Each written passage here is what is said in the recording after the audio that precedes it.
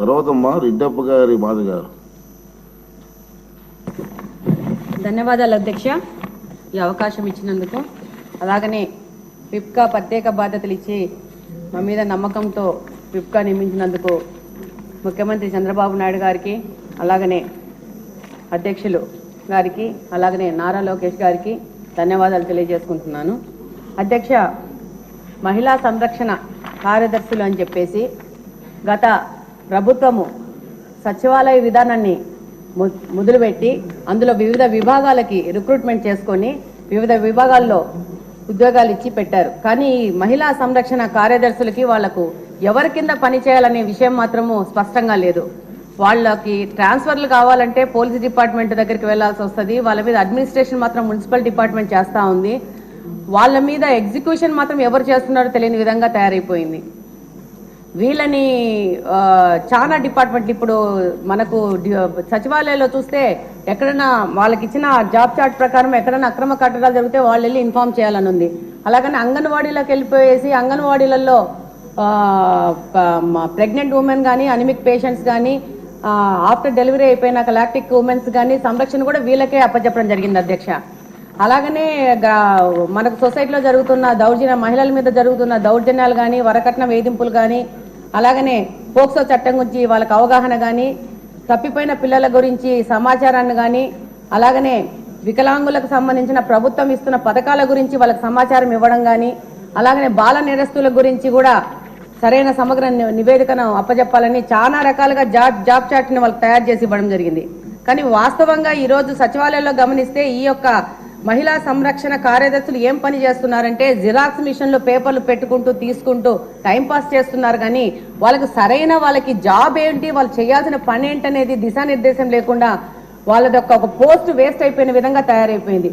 ఇప్పుడు మంచి ప్రభుత్వం, తెలుగుదేశం ప్రభుత్వం, కూటమి ప్రభుత్వం వచ్చింది. ఈ యొక్క సచివాలయ ప్రక్షాళన అనేది చేయాల్సిన అవసరం ఎంతగానో ఉంది. వీళ్ళకి వీళ్ళ డ్యూటీస్ అనేసి ఒకసారి ప్రభుత్వం ఆలోచించి వాళ్ళకి సరైన దిశానిర్దేశం ఇవ్వాల్సిన అవసరం ఉంది. దాన్ని అధ్యక్ష, నమస్కారం అధ్యక్ష. అధ్యక్ష, గౌరవ సభ్యులు రవికుమార్ గారు, చరితారెడ్డి గారు, మాధవిరెడ్డి గారు ఇచ్చిన వాళ్ళు అడిగిన క్వశ్చన్స్కి అధ్యక్ష, ఇక్కడ ఇదొక పెద్ద అంటే లాస్ట్ గవర్నమెంట్ అసలు అంటే ఇటువంటి దాన్ని ఏమంటారు యాక్ట్లను కూడా చదువుకోకుండా ఎంత గుడ్డిగా ఇటువంటి జీవోలు ఇష్యూ చేసిందని చెప్పడానికి ఇదొక తార్కాణం కింద మనం భావించవచ్చు అధ్యక్ష.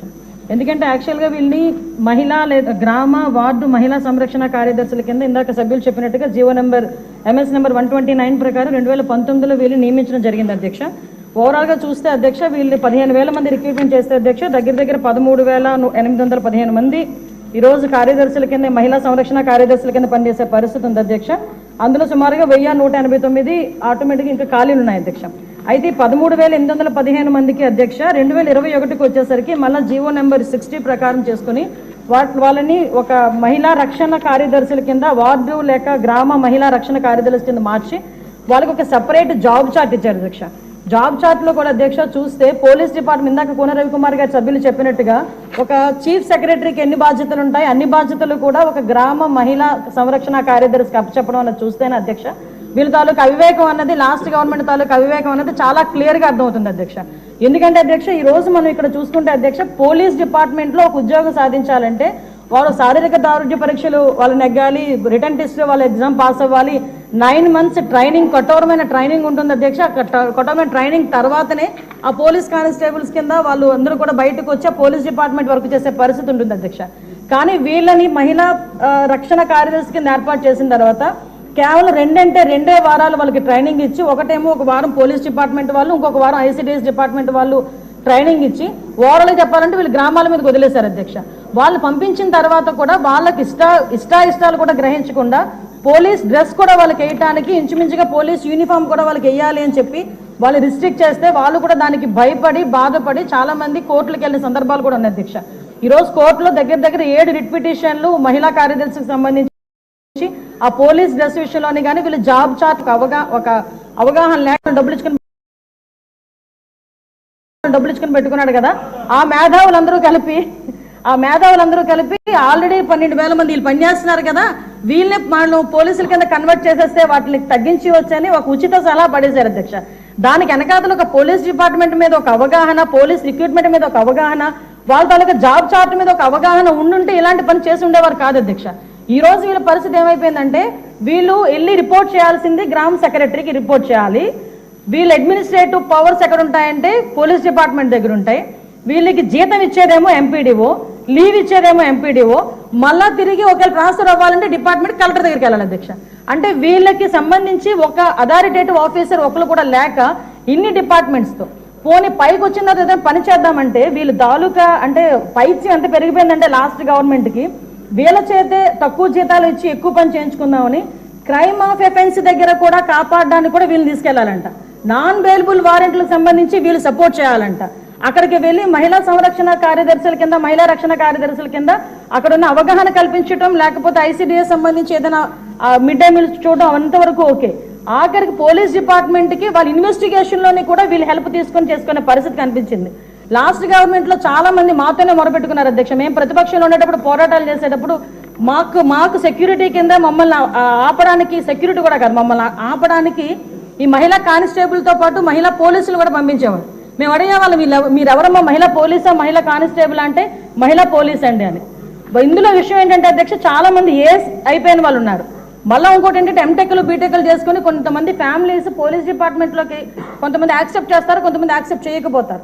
ఇలాంటి సిచ్యువేషన్స్ అన్నింటిలోని కూడా ఈరోజు వీళ్ళు పడుతున్న బాధ అధ్యక్ష వర్ణనాతీతం. ఇంకొకటి ఇందులో కొసమెరుపు ఏంటంటే ఎన్నో సంవత్సరాలు కానిస్టేబుల్ కింద చేస్తే హెడ్ కానిస్టేబుల్ ప్రమోషన్ వస్తుంది. హెడ్ కానిస్టేబుల్ దగ్గర నుంచి ఒక ఏఎస్ఐ, ఎస్ఐ, సిఏ ర్యాంక్ వరకు వెళ్తారు. వీళ్ళు ఎటువంటి రిక్రూట్మెంట్ లేదు, ఎటువంటి శారీరక దృఢ పరీక్షలు లేవు, ఎటువంటి రిటర్న్ టెస్టులు లేవు, ఎటువంటి ట్రైనింగ్స్ లేవు. వీళ్ళకి కూడా మహిళా పోలీస్ దగ్గర నుంచి అప్ టు ఇన్స్పెక్టర్ వరకు కూడా వీళ్ళకి కూడా ఒక ప్రమోషన్ జాబ్ చార్ట్ ఇచ్చేసి ఒక జీవో కూడా రిలీజ్ చేశారు అధ్యక్ష. అంటే వీళ్ళు ఎంత అంటే అవగాహన లేదు.